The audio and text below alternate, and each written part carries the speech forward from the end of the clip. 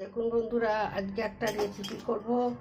আমার এখানে চিংড়ি মাছ আছে, এই যে বড় বড় চিংড়ি। আমার কড়াটা তেতে গেছে। এই যে চিংড়ি মাছ দিয়ে আর লাউগুলোকে সুন্দর করে কুঁচে রেখে দিচ্ছি।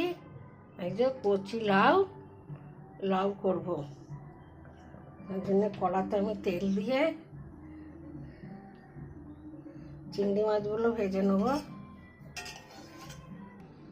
চিংড়ি মাছগুলো দিয়ে দেবো।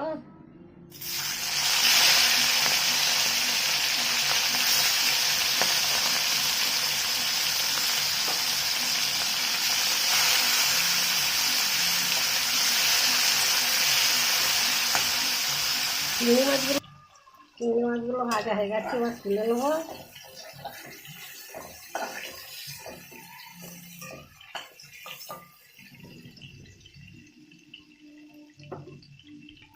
তেলেতে দেবো দুটো লঙ্কা,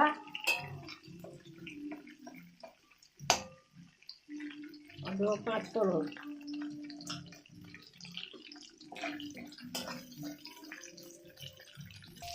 তারপর আমি কুড়ে রেখে লাউগুলো দিয়ে দিচ্ছি। লাউগুলোকে আমি আবার একটু ভেজে নেবো।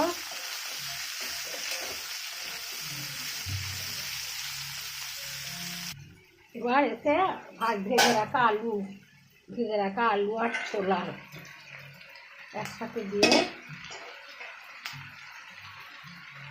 আবার একটু কষে নেবো।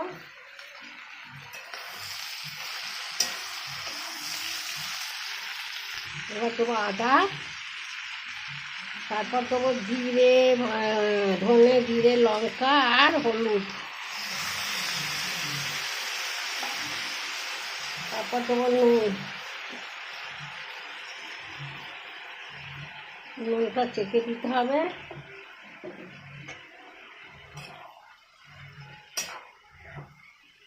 আবারও কষে নেবো। আমার কষানোটা হয়ে গেছে, ভালো করে কষে নিচ্ছি। এবার এতে আমি দেবো 4টে বাটাটা, মিষ্টি করতে হবে জল।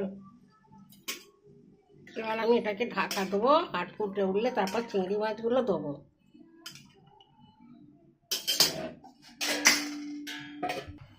ফুট ধরে গেছে, এবার ভেজে রাখা চিংড়ি মাছগুলো দিয়ে দেবো। এমনি ছোটো চিংড়ি হলে ভালো হতো, কিন্তু ছোটো চিংড়ি আমার কাছে নেই, আমি বড় বড় চিংড়ি মাছ।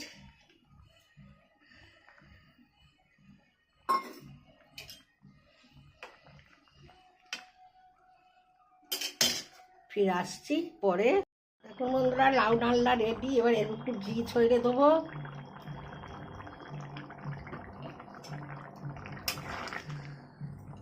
দারুণ হয়েছে লাউ ডালনাটা।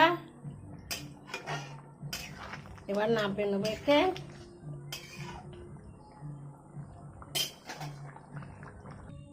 দেখুন বন্ধুরা, আমার চিংড়ি মাছের ছোলা দিয়ে লাউ ডালনাটা পুরো রেডি হয়ে গেছে।